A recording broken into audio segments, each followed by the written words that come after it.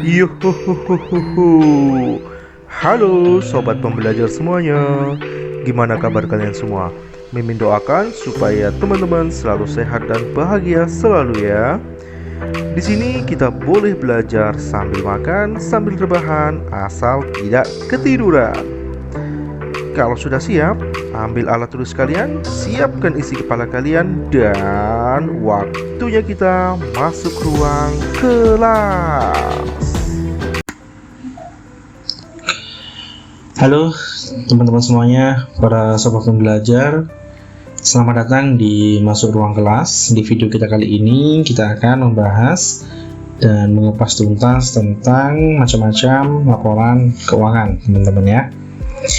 Langsung saja untuk macam-macam laporan keuangan, jenis-jenisnya yaitu ada 4 secara umum ya teman-teman ya. Ada laporan laba rugi atau income statement, yaitu adalah sebuah ringkasan dari pendapatan dan beban untuk periode tertentu seperti 1 bulan atau 1 tahun. Apabila pendapatan lebih besar daripada beban, maka perusahaan dinyatakan untung atau laba, dan begitu juga sebaliknya. Apabila pendapatannya lebih kecil daripada beban yang dikeluarkan, maka perusahaan dinyatakan rugi gitu ya teman-teman ya. Jadi intinya di laba rugi ini, di laporan laba rugi hanya menyampaikan atau melaporkan pendapatan dan beban atau biaya operasional dan biaya-biaya lainnya teman-teman ya.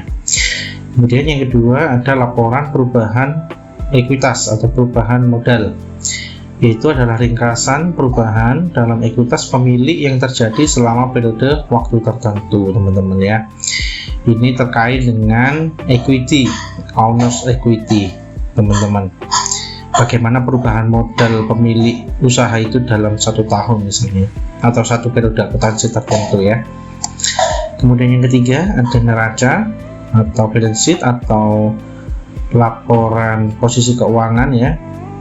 Nah, di situ ada daftar aset, kewajiban, dan ekuitas pemilik pada waktu tertentu. Jadi misalnya per 31 Desember kondisi aset perusahaan harus sama dengan kewajiban dan ekuitas pemilik yang sudah kita bahas di video sebelumnya teman-teman ya.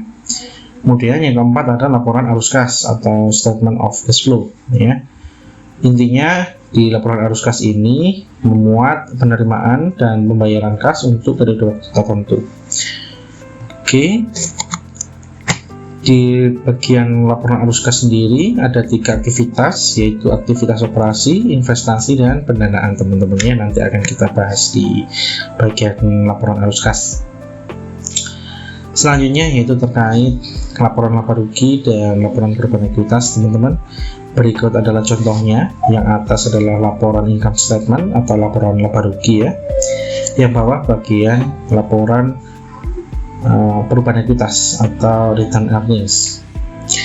Teman-teman sekalian, di bagian laba rugi hanya mencatat penerimaan atau penjualan ya, penjualan atau pendapatan, penghasilan, dan juga beban-beban expense. Jadi intinya hanya mengurangkan pendapatan atau penghasilan dengan total biaya, sehingga diketahui biaya bersihnya 2.750 teman-teman ya.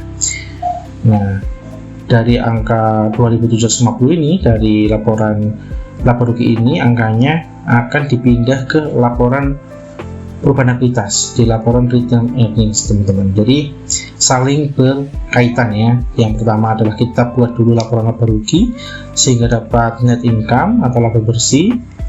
Kemudian barulah net income itu dimasukkan dalam laporan perubahan ekuitas. Sebagai contoh misalnya return earnings atau laba ditahan awal periode 0, kemudian ada penambahan laba bersih 2.750, kemudian ternyata ada menarikan dividen teman-teman. Nah, dividen ini menariknya adalah dia mengurangi laba teman-teman ya. Jadi bukan atas biaya, jadi bukan dividen dimasukkan ke dalam beban, tidak teman-teman. Jadi dividen itu masuknya dalam komponen laba ditahan, karena tidak mungkin suatu perusahaan kalau tidak memiliki laba ditahan bisa membagikan dividennya ya teman-teman ya. Nah, kemudian ketahuilah laba ditahan akhir periode ada sebesar 1.450. Setelah dikurangi dividen 1.300, teman-teman ya. Oke. Nah, di income statement sendiri adalah laporan keuntungan perusahaan selama periode waktu tertentu ya, sudah kita bahas tadi, 1 tahun, 3 bulan, 1 bulan dan lain sebagainya. Kemudian daftar pendapatan pertama diikuti dengan biaya-biaya. Nah, ini sesuai dengan prinsip matching cost against revenue ya teman-teman. Jadi setiap pendapatan pasti memiliki biayanya teman-teman ya. Kemudian menunjukkan laba bersih atau rugi bersih, tentu saja karena hasil daripada laba rugi itu entah laba atau rugi gitu teman-teman ya.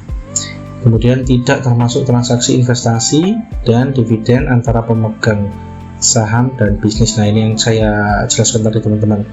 Dividen masuknya itu di laporan perubahan ekuitas teman-teman ya, bukan masuk di biaya operasional perusahaan gitu, bukan teman-teman ya, karena itu mencakup pada kepentingan pemegang saham teman-teman. Kalau return earning itu seperti apa? Return earning itu atau perubahan ekuitas melaporkan perubahan laba ditahan ya teman-teman. Laba ditahan itu artinya apa sih? Laba yang tidak dibagikan kepada pemegang saham teman-teman. Jadi laba itu ditimbun terus gitu ya dalam perusahaan itu. Jadi bisa diambil sewaktu-waktu tentunya, dan tentu saja bisa juga dialihkan kepada pembelian aset dan lain sebagainya ya teman-teman ya. Kemudian jangka waktu sama dengan yang tercakup dalam laporan laba rugi ya teman-teman. Jadi misalnya 1 Januari sampai 31 Desember, makanya itu ada saldo awal dan saldo akhir gitu teman-teman ya. Informasi yang diberikan menunjukkan alasan mengapa laba ditahan meningkat atau menurun selama periode. Nah, ini apa maksudnya? Misalnya meningkat 1.000 gitu ya, artinya apakah ada income di situ ya, pasti penambahan dari net income teman-teman. Kemudian pengurangan dari dividen, ternyata laba ditahannya menurun, apakah karena dia rugi atau karena memang pembagian dividen gitu ya. Baik teman-teman sekalian, lanjut saja kita ke laporan posisi keuangan teman-teman. Nah, ini contohnya laporan posisi keuangan dari tadi laporan laba rugi, angkanya net income diambil untuk dimasukkan di laporan perubahan ekuitas, kemudian di laporan perubahan ekuitas ada saldo akhirnya. Nah, ini masuklah ke laporan posisi keuangan atau di bagian neraca teman-teman, di bagian equity ya teman-teman sekalian ya. Kalau di sini kita lihat ada angka 1.450, maka angka ini beralih ke bagian return earnings 1.450 gitu teman-teman ya, di bagian equity, laba ditahannya. Nah, gitu teman-teman. Tentu di laporan posisi keuangan ada aset dan ada equity dan likuiditas. Jumlahnya harus balance teman-teman. Jumlahnya harus sama ya. Kalau nggak sama pasti ada yang salah gitu ya. Betul aja, sama aja belum tentu betul gitu ya. Apalagi berbeda gitu. Kemudian teman-teman sekalian, apa sih laporan posisi keuangan itu? Melaporkan aset, kewajiban, dan ekuitas pada tanggal tertentu teman-teman, bukan pada periode tertentu. Artinya dia mencatat misal per 31 Desember, per 30 April misalnya.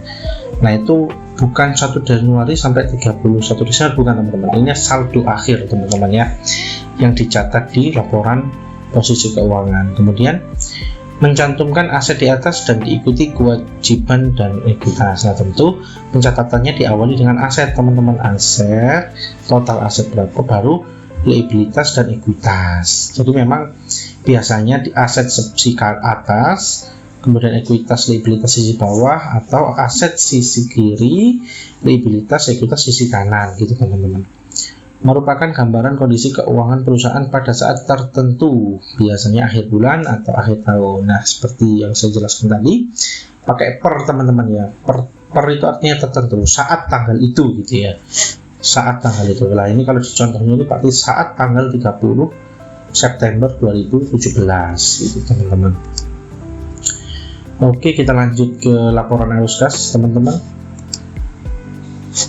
Nah, ini contohnya teman-teman ya, saling berkaitan teman-teman, dari laporan laba rugi, kemudian ke laporan perubahan ekuitas, kemudian ke laporan posisi keuangan, kemudian dari laporan Posisi keuangan juga ada keterkaitannya teman-teman dengan laporan arus kas teman-teman ya. Nah, kalau yang di sini, yang di layar teman-teman, ada kas, saldo akhir kas sebesar 8.050.